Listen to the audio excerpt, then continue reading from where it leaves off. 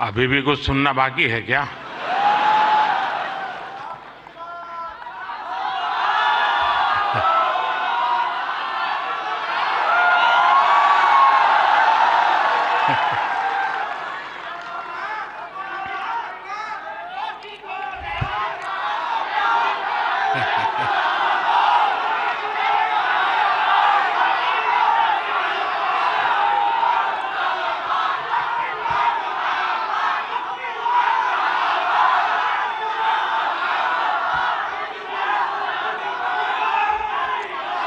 कैसे हैं आप सब लोग?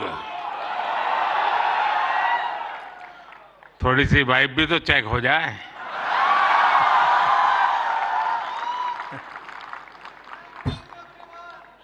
इस कार्यक्रम में उपस्थित मंत्रिपरिषद के मेरे साथी अश्विनी वैष्णव जी, जूरी मेंबर्स भाई प्रसून जोशी जी, रूपाली गांगुली जी, देश के कोने कोने से यहां उपस्थित सभी कंटेंट क्रिएटर्स, देश के कोने कोने में इस आयोजन को देख रहे मेरे सभी युवा साथी और सभी अन्य महानुभाव, आप सबका स्वागत है, आप सबका अभिनंदन है। और आप वो लोग हैं जिन्होंने अपनी जगह बनाई है और इसलिए आज उस जगह पे आप हैं, भारत मंडपम।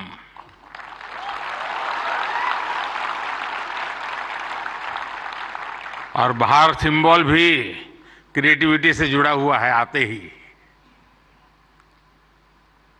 और यही जगह है जहां G20 से सभी मुखिया यहां इकट्ठे हुए थे और आगे की दुनिया कैसे क्रिएट करनी इसकी चर्चा कर रहे थे। और आज आप लोग हैं जो भारत का भविष्य कैसे क्रिएट करना उसकी चर्चा करने के लिए आए हैं।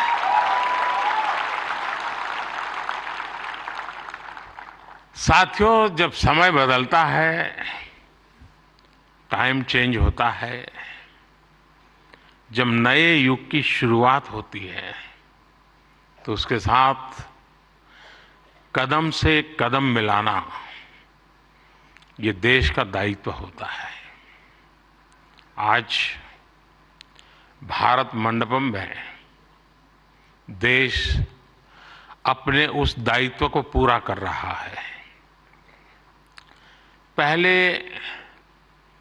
नेशनल क्रिएटर अवार्ड्स यानी पहला है, ये आयोजन नए दौर को समय से पहले पहचान देने का आयोजन है।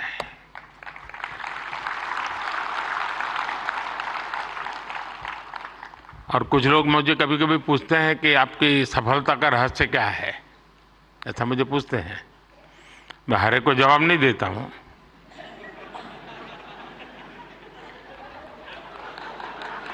कोई रेस्टोरेंट वाला अपना किचन दिखाता है क्या?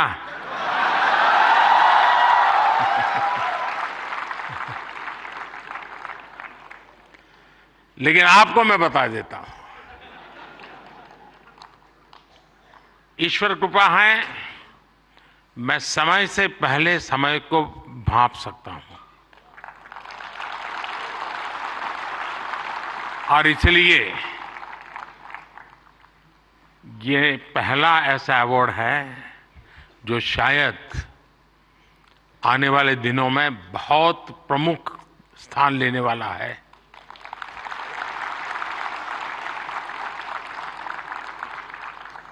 ये इस नए युग को एनर्जाइज कर रहे आप सब युवाओं को सम्मान देना, क्रिएटिविटी को सम्मान देना और समाज की रोजमर्रा की जिंदगी के प्रति जो संवेदनशीलता है उसको सम्मान करने का अवसर है। भविष्य में ये अवार्ड कंटेंट क्रिएटर्स के लिए बहुत बड़ा मोटिवेशन बनेगा उनके काम को एक बहुत बड़ी पहचान मिलने वाली है। आज जिन्हें नेशनल क्रिएटर्स अवार्ड मिले हैं, मैं उन विजेताओं को तो बधाई देता ही देता हूं, पर जिन्होंने इसमें बढ़ चढ़ करके हिस्सा लिया, क्योंकि बहुत कम समय मिला था, हम ज़्यादा इस चीज़ को पॉपुलर भी नहीं कर पाए थे, और मैं नहीं चाहता था कि मैं इसमें और समय गंवाऊं, लेकिन जल्दी जल्दी में भी, इतने कम समय में भी 1.5-2 लाख क्रिएटिव माइंड्स इसके साथ जुड़ जाए, ये मेरे देश की भी एक पहचान बना देता है जी।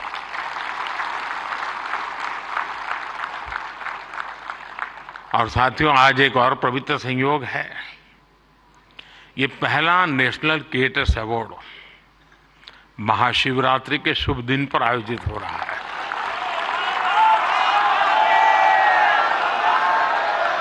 और मेरे काशी में तो शिव जी के बिना कुछ नहीं चलता है।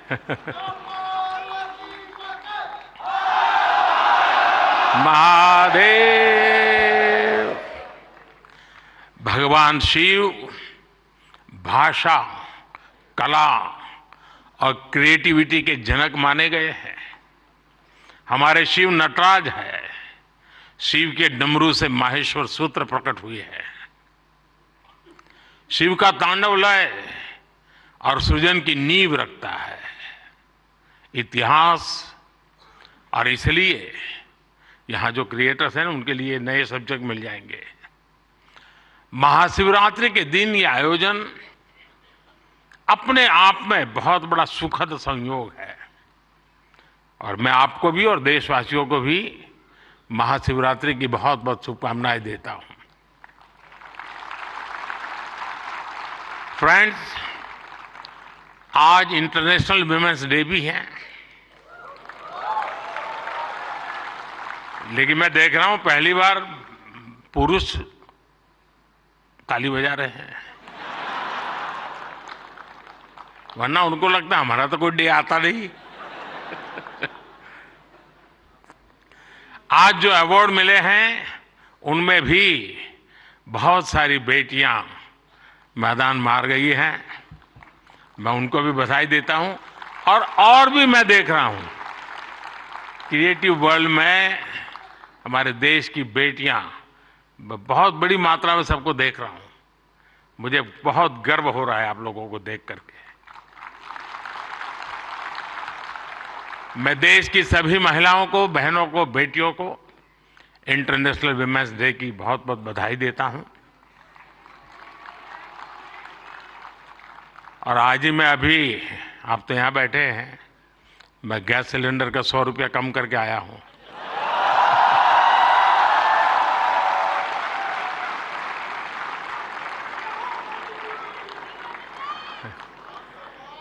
साथियों, किसी भी देश की जर्नी में किसी एक पॉलिसी डिसीजन या एक अभियान का कैसे मल्टीप्लायर इफेक्ट होता है, ये आप सबको देख करके पता चलता है।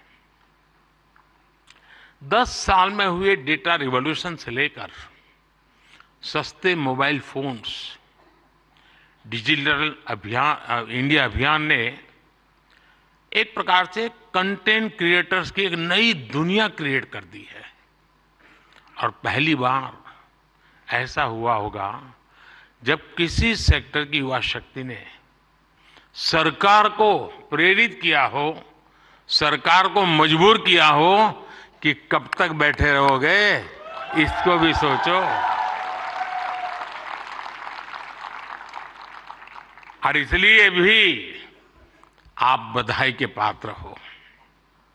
आज के इस अवार्ड फंक्शन का क्रेडिट अगर किसी को जाता है तो भारत के मेरे युवा मन को, हर डिजिटल कंटेंट क्रिएटर को जाता है। साथियों, भारत का हर कंटेंट क्रिएटर एक और बात को रिप्रेजेंट करता है। हमारे युवाओं को अगर सही दिशा मिले तो वो क्या कुछ नहीं कर सकते हैं। आपने कंटेंट क्रिएशन का कोई कोर्स नहीं किया है ही नहीं तो क्या करोगे?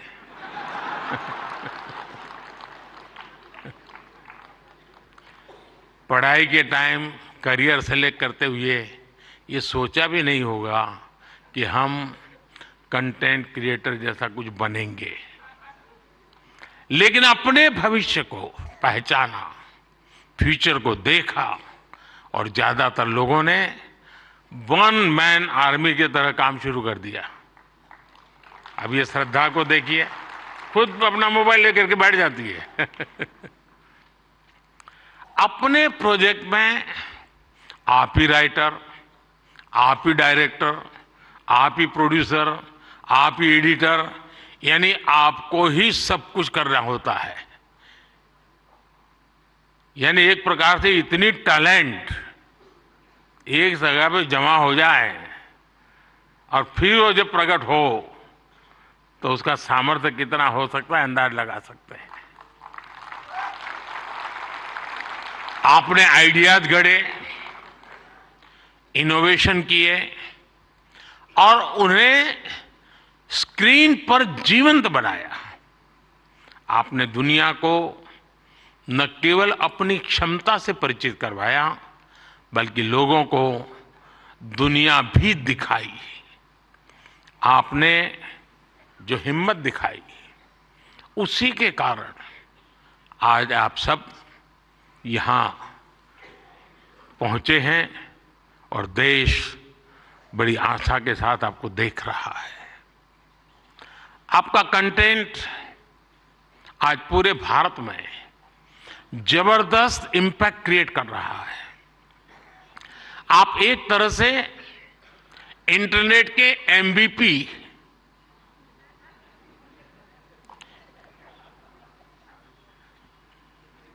ठीक है ना? थोड़ा दिमाग खपाओ, क्रिएटिविटी बताओ अपना। जब मैं आपको एमवीपी कहता हूं मतलब मोस्ट वैल्यूएबल पर्सन बन गए।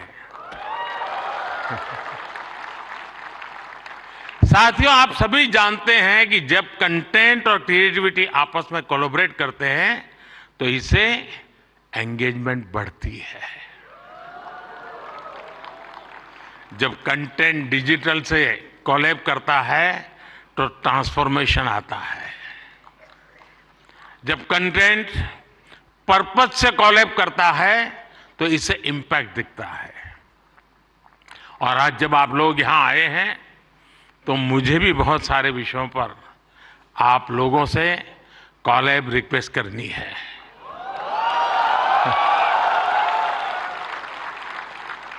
साथियों, एक जमाने में हम छोटी से छोटी दुकानों पर लिखा देखते थे कि यहां बहुत टेस्टी फूड मिलता है, ऐसा देखते थे ना।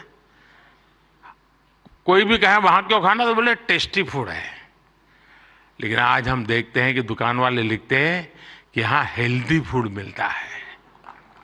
अब टेस्टी नहीं लिखता है, हेल्दी फूड मिलता है। क्यों बदलाव आया? तो ये एक बदलाव समाज में भी आ रहा है। इसलिए कंटेंट ऐसा होना चाहिए जो लोगों में कृतज्ञ भाव जगाए, देश के प्रति आपके जो कर्तव्य हैं उनके लोगों को प्रेरित करें।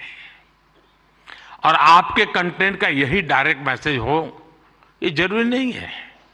आप कंटेंट क्रिएट करते हुए इसका ध्यान रखेंगे तो इनडायरेक्टली भी उसमें जरूर झलकेगा। आपको ध्यान होगा, लाल किले से मैंने बेटियों के अपमान का विषय उठाया था। एक बार मैंने ये भी कहा था कि आप बेटी शाम को घर आती है तो पूछते हैं क्यों देर से आई, कहाँ गई थी, क्यों जल्दी घर नहीं आई। मैंने लाल किले से पूछा था कि मुझे कोई तो माँ बाप बताओ जो अपने बेटे को पूछते हो कि तुम देर से क्यों आ रहे हो, कहाँ गए थे। बेटी को सब पूछते हैं, बेटे को कोई नहीं पूछता है। मैं कंटेंट क्रिएटर से कहता हूं इस बात को आगे कैसे बढ़ाएं, एक माहौल कैसे बनाएं। समान जिम्मेवारी होनी चाहिए। बेटी देर से आए तो भूकंप हो जाए और बेटा देर से आए, बेटा खाना तो खाया था ना। क्यों भाई? कहने का मेरा मतलब है साथियों कि हमने समाज के साथ जुड़ना है और इस भावना को घर घर पहुंचाने में आप जैसे साथी बहुत अच्छे ढंग से इसको कर सकते हैं। देखिए, आज महिला दिवस पर आप इस संकल्प को फिर दोहरा सकते हैं। हमारे देश की नारी शक्ति का सामर्थ्य कितना ज्यादा है, वो भी आपके कंटेंट का हिस्सा, प्रमुख हिस्सा हो सकता है।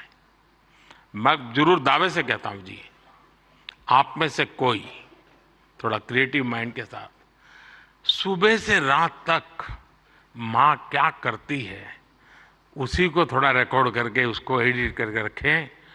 देखने वाले उस परिवार के बच्चे चौंक जाएंगे, अच्छा माँ इतना काम करती है। एक साथ करती हैं, यानी आपके पास एक ताकत है, आप इसको ऐसे प्रस्तुत कर सकते हैं। उसी प्रकार से जैसे गांव की जो जिंदगी है, आपने देखा होगा इकोनॉमिक एक्टिविटी में गांव की महिलाएं बहुत बड़ी मात्रा में जुड़ी हुई थी। ये वेस्टर्न लोगों की जो सोच है ना कि भारत में वर्किंग वुमेन नहीं है, अरे भाई वर्किंग वुमेन छोड़, भारत में महिला है तभी तो संसार चल पा रहा है जी।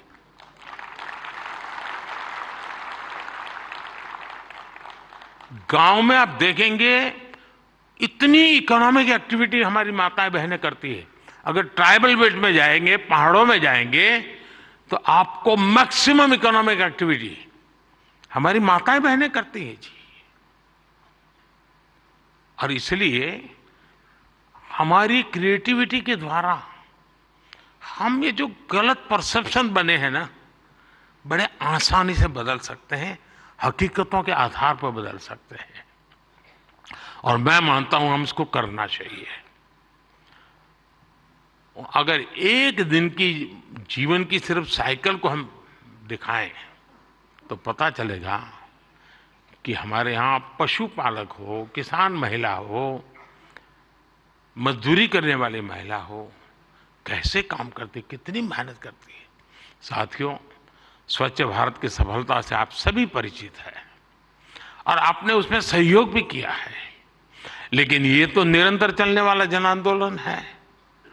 कहीं पर भी कोई सफाई की अच्छी चीज आती है, अब जैसे मैंने अभी एक रील देखा, कोई टाइगर पानी पीने जा रहा है और उसमें प्लास्टिक के बोतल देखता है, तो टाइगर मुंह से प्लास्टिक का बोतल उठाता है और कहीं पर जगह पे छोड़ने के लिए चला जा रहा है। अब इसका मतलब मोदी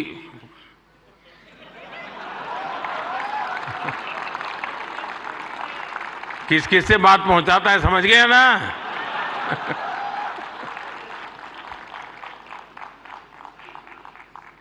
अब उसके माध्यम से आप भी पहुंचा सकते हैं। और इसलिए आप इस विषय पर भी लगातार कुछ न कुछ जरूर करते रहिए। एक अहम विषय भी मैं आपसे स्पर्श करना चाहता हूं दोस्तों। ये छोटी छोटी चीजें जो मेरे मन को छूती है, मेरा मन करता है कि क्रिएटिव माइंड के लोग हैं तो शायद मैं मन खोल करके बातें भी कर सकता हूं। मैं भाषण नहीं कर रहा मुझे। जैसे मेंटल हेल्थ, ये बहुत ही छूने वाला विषय जी। और वैसे तो डिजिटल प्लेटफॉर्म पर काफी कंटेंट हंसी मजाक से जुड़ा होता है, लेकिन कई अन्य गंभीर विषय भी होते हैं। मैं देखता हूं मेंटल हेल्थ को लेकर, बहुत बधाई हो आपको, बहुत बधाई हो, बहुत बधाई हो, बहुत बधाई हो। मैं नहीं कह रहा हूं नहीं बनाते हैं, मैंने बोला ही नहीं है जी, मैं ऐसी गलती नहीं कर सकता हूं। मुझे मेरे देश के टैलेंट पे भरोसा है, मुझे मेरे देश के लोगों की संवेदनशीलता मुझसे जरा भी कम नहीं है।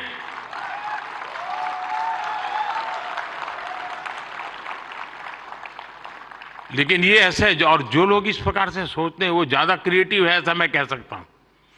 क्योंकि मेंटल हेल्थ को लेकर काफी क्रिएटर्स बहुत अच्छा काम कर भी रहे हैं, लेकिन अभी हमें इस पर और ज्यादा काम करने की जरूरत है। और हो सके तो लोकल लैंग्वेज, गांव के अंदर एक परिवार में अगर ऐसा बच्चा है, उनके लिए क्या हो सकता है? बड़े शहर में 5 स्टार दुनिया में तो होगा, क्योंकि उनकी जिंदगी में ये बहुत जरूरी है जी। उसी प्रकार से एक बहुत बड़ा महत्वपूर्ण विषय है बच्चों में स्ट्रेस का। हमें पता नहीं होता है। पहले तो हमारा जॉइंट फैमिली होता था और बच्चे कभी दादी संभाल लेती थी, कभी दादा संभाल लेते थे, कभी नाना, कभी चाचा चाची, भाभी भाई। अब माइक्रो फैमिली है, दोनों लोग चले गए हैं, आया के पास बैठा है, पता नहीं उसको स्ट्रेस का क्या स्थिति है, कुछ पता नहीं है। अब जैसे एग्जाम का समय होता है, स्टूडेंट्स में रिजल्ट को लेकर के चिंता बहुत बढ़ जाती है, सांस फूलने लग जाती है। रिजल्ट आने वाला, फोन पर दोस्तों तो कह रहे जैसे रिजल्ट अभी आ गया हो, लेकिन धीरे धीरे धीरे पारा गर्म हो जाता है। मैंने कोई 12-15 साल पहले एक छोटी सी फिल्म देखी थी। उस जमाने में तो उतना वीडियो कोई पॉपुलर नहीं था, लेकिन मेरी ये रुचि है जानना, समझना, सीखना। और उसमें ये बताया गया था कि कुछ भी गलत निर्णय लेने से पहले बेहतर जीवन जीना ज्यादा आसान है और कितना जीवन सुंदर बनता है। और उस बच्चे को एग्जाम देनी होती थी, उसको लगता है ये सब मैं नहीं कर पाऊंगा, तो आत्महत्या करने के लिए सोचता है। शायद उसके जो क्रिएटर होंगे उसको याद आ जाएगा, मुझे पूरा याद नहीं, क्योंकि मैंने 15-16 साल पहले इसको, 20 साल हो गए होंगे। तो उसको मन करता है कि मैं रस्से से टांग करके जान दे दूं, तो रस्सा खरीदने जाता है। तो वो उसे पूछता है कितने फीट चाहिए लंबा, तो वो सोचता है फीट क्या होता है, तो जाके पढ़ाई करता है, फीट ऐसे होता है। फिर वो कहता है उसको वो हुक चाहिए, तो लोहे का चाहिए, कैसा चाहिए, उसकी पढ़ाई का। फिर उसके ध्यान में आता है यार मरने से ज्यादा तो पढ़ना सरल है। बहुत ही अच्छी फिल्म बनाई है उसने, हार्डली 7-8 मिनट की होगी। लेकिन जब मैंने उसको देखा, और वो ये जो आत्महत्या करने का मूड बन जाता है बच्चों का, छोटी सी चीज है लेकिन उसके जिंदगी को एक नई राह दिखा देती है। अब आप भी जानते हैं मैं परीक्षा पे चर्चा का कार्यक्रम करता हूं। आपको लगता है कई लोगों को मजाक उड़ेगा क्या यार के प्राइम मिनिस्टर है क्या बच्चों के साथ परीक्षा पे चर्चा करता रहता है, फालतू समय का। मैं जानता हूं दोस्तों, मैं कोई सरकारी सर्कुलर निकाल करके बच्चों की जिंदगी नहीं बना सकता। मुझे उनके साथ जुड़ना पड़ेगा, उनको जानना पड़ेगा, जी जान से जुटना पड़ेगा। और उस समय यानी बारिश के बाद अगर मैं खेत में काम करूं तो काम का है, परीक्षा के दिनों में उसकी बड़ी ताकत होती है। और इसलिए मैं हर साल रेगुलरली ये कार्यक्रम करता हूं, क्योंकि मेरे मन में यही होता है कि इन बच्चों के साथ मैं कुछ बातें करूं, खुल करके बातें करूं। हो सकता है किसी को एक आध चीज काम आ जाए, उनके मन को छू जाए, उनका हाथ पकड़े, उनकी हैंड होल्डिंग करे, उनके माँ बाप को लगे, टीचर को लगे। साथियों ये सारे काम मैं तो रील बनाने के लिए समय नहीं निकाल सकता, तो मैं ऐसे काम कर लेता हूं, लेकिन आप तो वो भी कर सकते हैं जी। क्या हम ऐसा कंटेंट और ज्यादा बना सकते हैं जो यूथ में ड्रग्स के नेगेटिव इफेक्ट्स को लेकर अवेयरनेस लाए?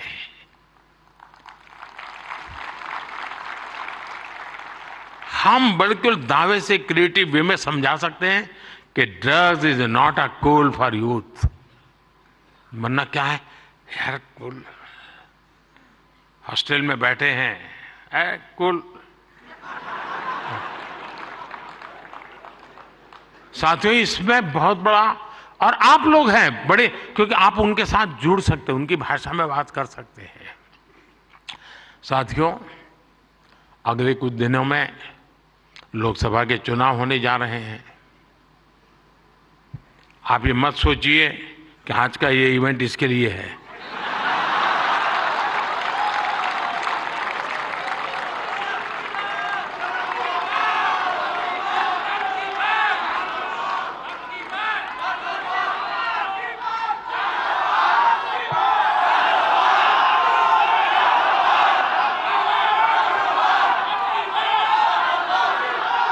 और मैं आपको गारंटी देता हूं कि हो सका तो नेक्स्ट शिवरात्रि पर भी, या तो डेट कोई और हो सकती है, या ऐसा कार्यक्रम मैं ही करूंगा।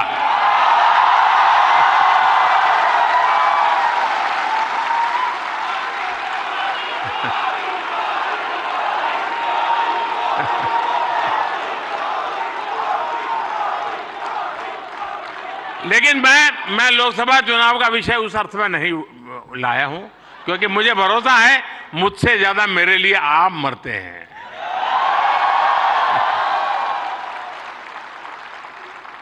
और आप मेरे लिए इसलिए मरते हैं क्योंकि मैं आपके लिए जीता हूं, और जो अपने लिए नहीं जीता है उसके लिए मरने वाले बहुत होते हैं जी।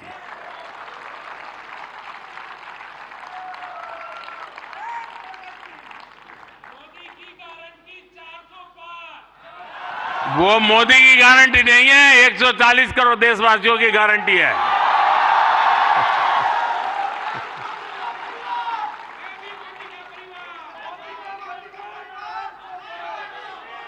ये बात सही है, ये मेरा परिवार है। साथियों, मैं जो लोकसभा चुनाव की बात कर रहा था, और एक क्रिएटिव वर्ल्ड के लोग बहुत बड़ा काम कर सकते हैं। क्या हम ऐसा कुछ कर सकते हैं कि हमारे यूथ, और खास करके हमारे फर्स्ट टाइम वोटर, उनको हम जागरूक करने के लिए क्या कर सकते हैं, और उसको पता हो कि वोट देना यानी किसी को जिताना हराने का काम नहीं है जी। वोट देने का मतलब है तुम इतने बड़े देश की निर्णय प्रक्रिया के हिस्सेदार बने हो, तुम देश का भविष्य बनाने वाले एक महत्वपूर्ण पार्टनर हो। ये उस तक पहुंचना जरूरी है जी। उसको कभी ये मत कहिए किसको वोट दो, लेकिन आप उसको जरूर कहिए कि वोट तो देना ही चाहिए। वो तय करेगा किसको देना किसको नहीं देना, वो तय करेगा, लेकिन वोट देना चाहिए, ये उसको जरूर कहना चाहिए। और मैं मानता हूं हमारे देश में, दुनिया के देश जहां जैसे जैसे समृद्धि बढ़ती गई, वोटिंग पैटर्न घटती गई। दुनिया में देश समृद्ध हुए, लेकिन अलग अलग व्यवस्थाओं ने समृद्धि तक ले गए और बाद में लोकतंत्र की दिशा में गए। भारत 100% लोकतंत्र के ही अधिष्ठान को लेकर के समृद्ध राष्ट्र बनने के सपने को लेकर के चला है, और दुनिया के लिए मॉडल बनने वाला है जी। ये दुनिया के लिए बहुत बड़ा मॉडल बनने वाला है, लेकिन उसमें मुझे मेरे देश के नौजवानों की भागीदारी चाहिए। 18, 19, 20, 21 साल के जैसे साथियों, हम अपने आसपास देखते हैं कि जो दिव्यांगजन होते हैं, स्पेशली एबल्ड होते हैं, उसमें बहुत प्रतिभा होती है, टैलेंट होता है। आप उनके लिए भी एक बड़ा माध्यम बन सकते हैं, उन्हें सपोर्ट कर सकते हैं। हमारे दिव्यांगजनों में जो इनहेरेंट ताकत होती है, उसे बाहर लाने की आवश्यकता है। उसे भी सोशल मीडिया की शक्ति से जोड़ने की जरूरत है। साथियों, एक और विषय है भारत का इन्फ्लुएंस, भारत के बाहर और ज्यादा बढ़ाने का। आज दुनिया में आप में से जो भी परिचित होंगे विश्व के साथ, आज भारत का तिरंगे का बहुत आन बान शान है, भारत के पासपोर्ट की आन बान शान है कि नहीं है? है ना? आपने देखा होगा यूक्रेन से बच्चे जब निकल रहे थे, तिरंगा झंडा दिखा दिया, काम चल जाता था जी।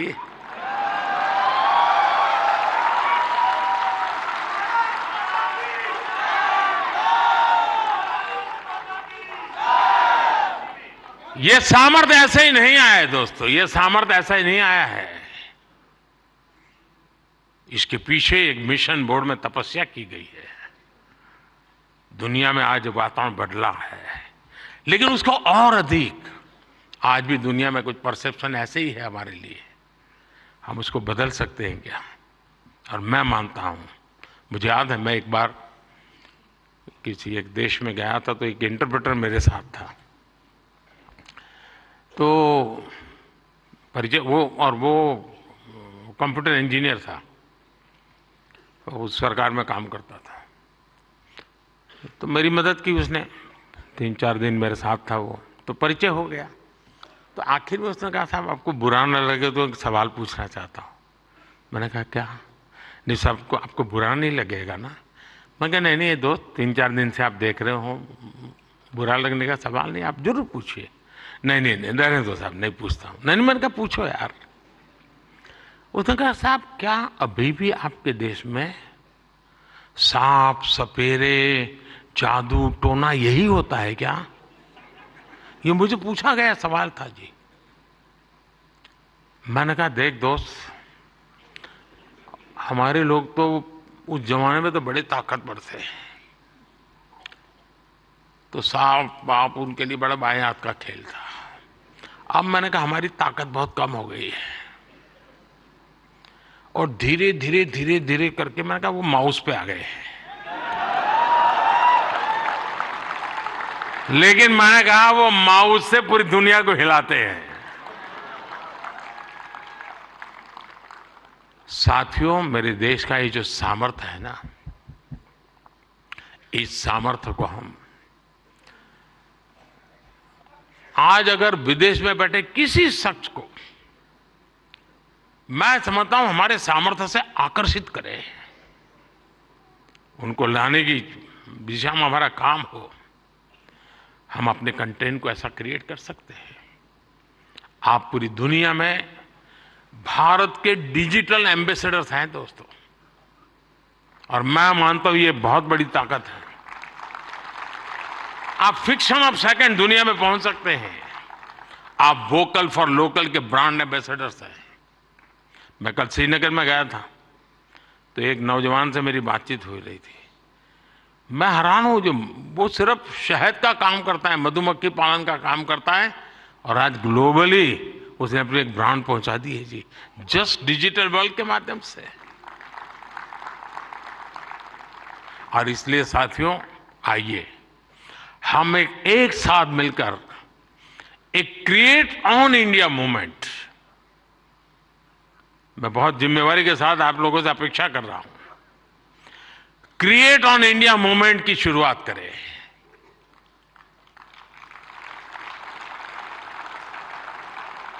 हम भारत से जुड़ी स्टोरीज को, भारत की संस्कृति को, भारत के हेरिटेज और ट्रेडिशंस को पूरी दुनिया से शेयर करें। हम भारत की अपनी स्टोरी सबको सुनाएं। Let us create on India and create for the world. आप ऐसा कंटेंट क्रिएट करिए जो आपके साथी, आपके देश, हम सबका देश, भारत को भी ज्यादा से ज्यादा लाइक्स दे। और इसके लिए हमें ग्लोबल ऑडियंस को भी एंगेज करना होगा। दुनिया की यूनिवर्सिटीज के साथ, दुनिया के नौजवानों के साथ जुड़ना होगा। आज पूरी दुनिया में लोग भारत के बारे में जानना चाहते हैं। आप में से कई लोग विदेशी भाषा को जानते हैं, नहीं जानते होंगे तो एआई की मदद से काम हो सकता है। कुछ लोग सीख भी सकते हैं। आप ज्यादा से ज्यादा यूएन लैंग्वेज में, जर्मन, फ्रेंच, स्पेनिश जैसे लैंग्वेज में कंटेंट बनाएंगे तो आपकी और भारत की भी रीच बढ़ेगी। हमारे अड़ोस पड़ोस के देश हैं, उनकी भाषाओं में हम कुछ करें, हमारी एक अलग पहचान बनेगी। और आपने देखा होगा पिछले दिनों बड़ा महत्वपूर्ण डिसीजन हमने लिया है। मैं भी कुछ दिन पहले बिल गेट्स के साथ गप्पे मार रहा था, तो ऐसे ही एआई वगैरह सारे विषयों पे बहुत चर्चा निकली। कभी उसके विषय में जरूर आपको पता चलेगा। लेकिन हमने अभी कल ही एक डिसीजन लिया है। हम एआई मिशन को, और मैं मानता हूं दुनिया देख रही है कि भारत एआई में क्या काम करेगा, क्योंकि भारत लीड करेगा, मान के चलिए दोस्तों, क्योंकि मैं आपके भरोसे बोल रहा हूं। उसी प्रकार से आपने देखा होगा सेमीकंडक्टर, जिस प्रकार से भारत सेमीकंडक्टर की दुनिया में आगे बढ़ रहा है, और मैं बताता हूं कि हम 2G 4G वगैरह में बहुत पीछे रह गए, 5G में हमने लीड कर लिया। वैसा ही हम बहुत तेजी से सेमीकंडक्टर की दुनिया में हम दुनिया में अपनी जगह बना लेंगे दोस्तों, और देखते ही देखते हम छा जाएंगे। और ये मोदी के कारण नहीं, मेरे देश के नौजवानों के कारण, मेरे देश के टैलेंट के कारण। इतना सामर्थ्य है। मोदी तो सिर्फ अवसर देता है, रास्ते से कांटे हटा देता है, ताकि मेरा देश का नौजवान तेज गति से आगे बढ़ चले। और इसलिए मैं चाहता हूं, जैसे हमारे पड़ोस के देश है, उनकी भाषा है, उनके साथ उनकी सोच समझ के अनुकूल हम जितनी चीजें पहुंचाएंगे, मैं समझता हूं हमारा नाता और जुड़ेगा। हमें अपना विस्तार करना है, अपना प्रभाव पैदा करना है दोस्तों, और ये क्रिएटिव वर्ल्ड बहुत अच्छी तरह कर सकता है। और एआई की ताकत आप जानते हैं, आजकल देखा होगा, मैं अभी जो आपसे बात कर रहा हूं, कुछ ही समय में वो आपको हिंदुस्तान की 8-10 लैंग्वेजेज में ये मेरी सारी बातें आपको मिल जाएगी, क्योंकि मैं एआई का उपयोग करता हूं। आपके साथ अगर यहाँ आते जाते मेरा फोटो निकल गया, तो आप एआई के माध्यम से वो फोटो अपनी कलेक्ट कर सकते हैं। नमो ऐप पर जाएंगे, फोटो बूथ पे चले जाएंगे, आराम से आपको मिल जाएगी मेरी फोटो। आज से 5 साल पहले कहीं मिल गए होंगे, एक कोने में मुझे देख रहे, आपकी एक आंख फोटो में आई है, तो भी वो आपको खींच करके ले आएगा वहां। ये एआई की ताकत है, हमारे देश के नौजवानों की ताकत है। और इसलिए मैं कहता हूं सबको कि भारत के पास ये सामर्थ्य है, हम इस सामर्थ्य को लेकर के आगे जाना चाहते हैं, और नेशनल इंटरनेशनल लेवल पर भारत की एक छवि नई ऊंचाई पर ले जाने का काम हम अपनी इस क्रिएटिविटी से कर सकते हैं। एक फूड क्रिएटर किसी को मुंबई के बड़ा पाव की मशहूर दुकान तक पहुंचा सकता है। एक फैशन डिजाइनर दुनिया भर को ये बता सकता है कि भारत के कलाकारों की खूबी क्या होती है। एक टैग क्रिएटर पूरी दुनिया को बता सकता है कि मेक इन इंडिया से हम क्या बना रहे हैं और भारत में इनोवेशन कैसे बढ़ रहा है। एक गांव में बैठा ट्रैवल ब्लॉगर भी विदेश में बैठे किसी व्यक्ति को अपने वीडियो से हिंदुस्तान की यात्रा के लिए मोटिवेट कर सकता है। हमारे भारत में तो इतने अलग अलग तरह के मेले होते हैं, हर एक पर्व में अपनी एक स्टोरी होती है और दुनिया उसे जानना चाहती है। जो लोग भारत को जानना चाहते हैं, भारत के कोने कोने को जानना चाहते हैं, उनकी भी आप बहुत मदद कर सकते हैं। साथियों, इन सारे प्रयासों में आपकी स्टाइल, आपका प्रेजेंटेशन, आपका प्रोडक्ट, आपके फैक्ट्स, अगर मैं मानता हूं हकीकतों विषय में कॉम्प्रोमाइज कभी मत कीजिए। आप देखिए, एक यूनिक अंदाज में आप जाएंगे। अब देखिए, आर्टिफैक्ट्स तो बहुत होते हैं, आर्कियोलॉजी वाले ने बहुत चीजें निकाली होती है, लेकिन जो म्यूजियोलॉजी जानता है ना, वो जब उसको बनाता है, रखता है, तो हम उस युग में पहुंच जाते हैं। 300 साल पुरानी चीज देखते हैं तो लगता है कि मैं उस समय जी रहा हूं। क्रिएटिविटी की ये ताकत होती है दोस्तों, और मैं चाहता हूं कि मेरे देश के भीतर वो क्रिएटिविटी है जो मेरे देश का भाग्य बदलने के लिए एक बहुत बड़ा कैटलिक एजेंट बन सकता है। और इसी भावना से मैं आज आप सबको मिला, आप सबको बुलाया। आप बहुत ही कम नोटिस से आए, आपने कुछ करके दिखाया है। जूरी को भी मैं बधाई देता हूं, क्योंकि 1.5-2 लाख लोगों की एक एक बारीकी को पहुंचाना बड़ा कठिन काम है। लेकिन आने वाले दिनों में ये काम और अधिक अच्छे ढंग से, अधिक साइंटिफिक ढंग से हम कर पाएंगे। मैं फिर एक बार आप सबको बहुत बहुत शुभकामनाएं देता हूं। बहुत बहुत धन्यवाद।